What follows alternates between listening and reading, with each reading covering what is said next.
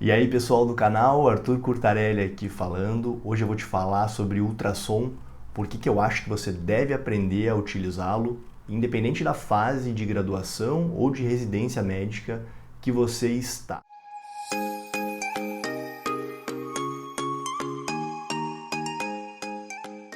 Antes de começar o vídeo, vou te pedir para seguir o canal aqui embaixo e também deixar um comentário no final, assim você me ajuda a continuar produzindo.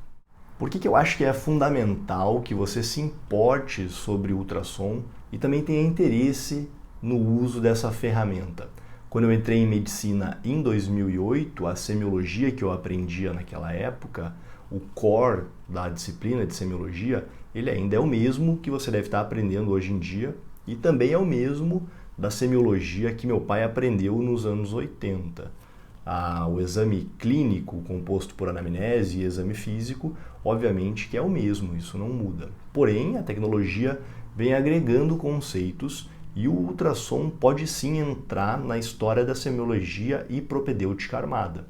Isso já é uma realidade nos Estados Unidos e eu tenho certeza absoluta que também vai ser uma realidade no Brasil num momento muito próximo, onde todo residente e todo médico ou estudante de medicina vai carregar no seu bolso um aparelho de ultrassom que você pode utilizar no teu tablet ou no teu próprio smartphone. Quando eu falo que todos nós vamos carregar um ultrassom no bolso, o que eu estou querendo te dizer é que você vai levar um aparelho de ultrassom assim como você leva seu próprio estetoscópio. Mas isso não quer dizer que você vai se tornar um médico radiologista. São coisas completamente diferentes. O médico radiologista ele tem a sua função principal, que é de realizar um exame regrado e entregar para o médico auxiliar um laudo complementar que vai ajudar ali no diagnóstico final. Não é isso que você vai fazer. O que você vai fazer é utilizar o ultrassom como ferramenta complementar no teu método diagnóstico. É muito mais preciso você fazer uma insonação de uma janela cardíaca do que você fazer exclusivamente a ausculta cardíaca. E o mais legal é que você pode somar as duas ferramentas semiológicas, te trazendo ainda mais conceitos para você chegar na tua hipótese diagnóstica. A ferramenta ultrassom ela já existe há muitos e muitos anos, mas ela foi implementada em medicina somente após a Segunda Guerra Mundial. E o ultrassom nada mais é do que a emissão de uma onda sonora, uma onda mecânica, que adentra o tecido, bate no anteparo e depois volta para o local de emissão. E esse tempo de emissão e retorno, velocidade e características desse retorno são interpretadas e analisadas por um software que entrega isso na imagem para você poder olhar a estrutura e ali agregar informação no teu diagnóstico. Os aparelhos mais antigos eles eram muito grandes, né?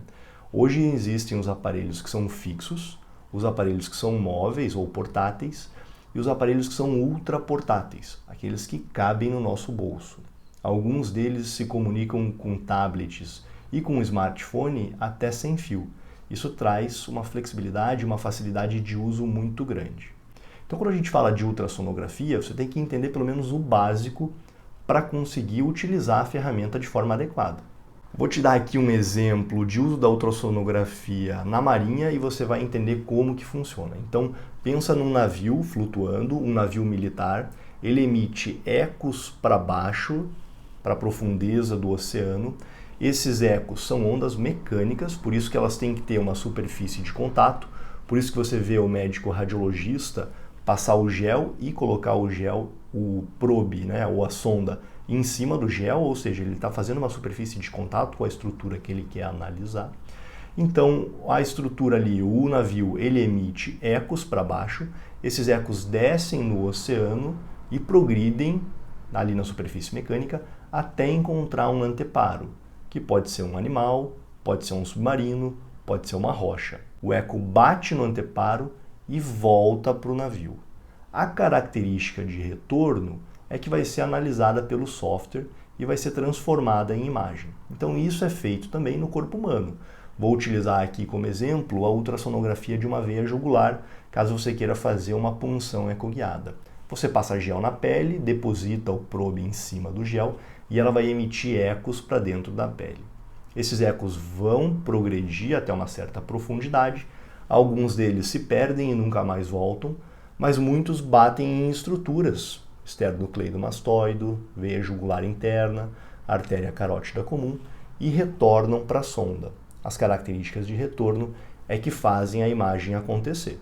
A tecnologia do ultrassom foi evoluindo e além do modo anatômico, que é esse que eu estou te explicando, nós chamamos na verdade de modo B, de modo brilho, foram somados a ferramentas outras modalidades. Então a gente utiliza em ultrassom basicamente 4.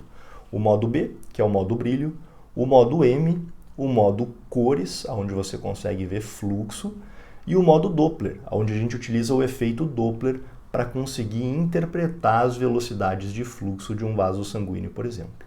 Mas isso é muito mais complexo e não vem ao caso, não é isso que você precisa saber. O que você precisa saber mesmo é analisar e interpretar o modo brilho. Quando eu comprei o meu primeiro estetoscópio, ele era uma fortuna. Hoje, para você comprar um bom estetoscópio, você não gasta tanto dinheiro assim. Tem um outro exemplo que eu gosto de utilizar, que é a oximetria de pulso. Quando eu comprei meu primeiro oxímetro de pulso, lá em 2009 aproximadamente, esses que a gente coloca no dedo, que entregam frequência cardíaca e a oximetria e que funcionam muito bem, era extremamente caro. Na verdade, a gente trouxe de fora do país, não tinha aqui para comprar. E também não tinha tanto site de importação quanto tem hoje em dia.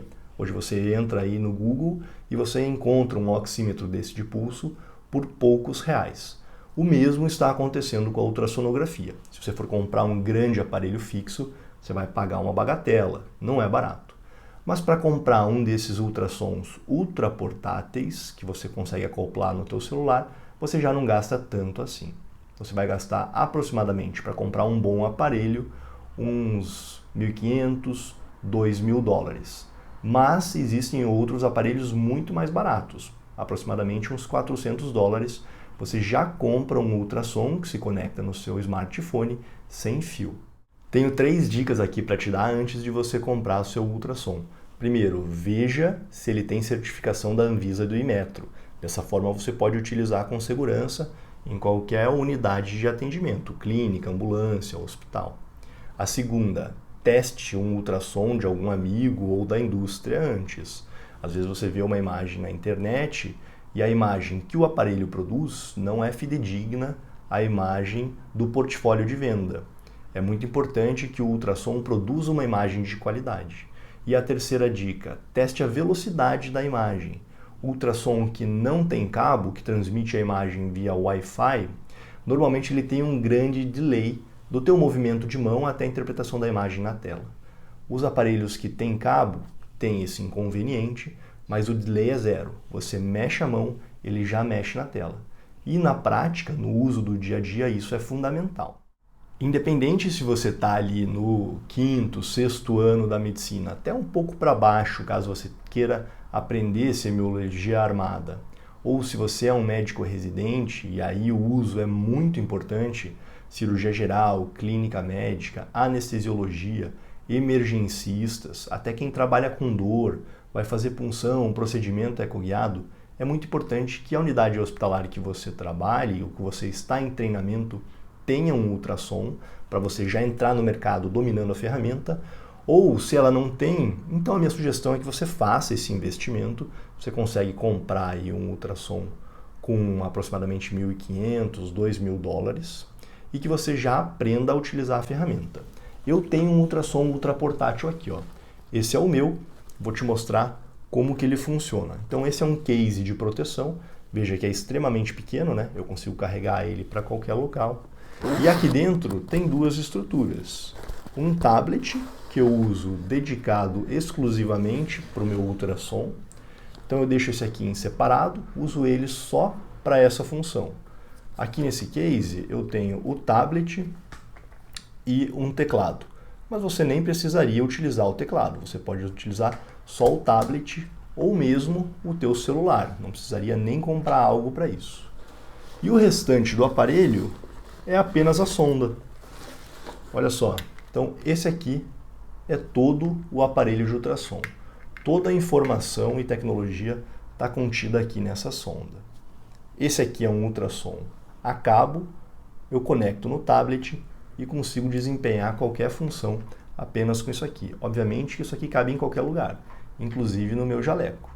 A partir do momento que você se predispõe a aprender um pouco de ultrassonografia, e esse ultrassom à beira-leito, ele cresceu tanto que virou uma disciplina à parte, hoje isso chama-se Ultrassom Point of Care, a gente abrevia como POCUS, a sigla, você começa a utilizar ele para quase tudo. Então você utiliza o aparelho na tua prática para fazer desde uma punção ecoguiada, para analisar um líquido pleural, um derrame pericárdico. Então são múltiplas funções que você pode desempenhar com um probe como esse. Esse aqui é um linear de alta frequência, ó, tá vendo?